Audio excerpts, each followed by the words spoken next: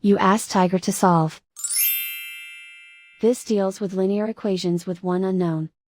The final result is h equals -15/13. Let's solve it step by step. Isolate the h. Multiply both sides by inverse fraction 4/3. Group like terms. Multiply the coefficients. Simplify the fraction.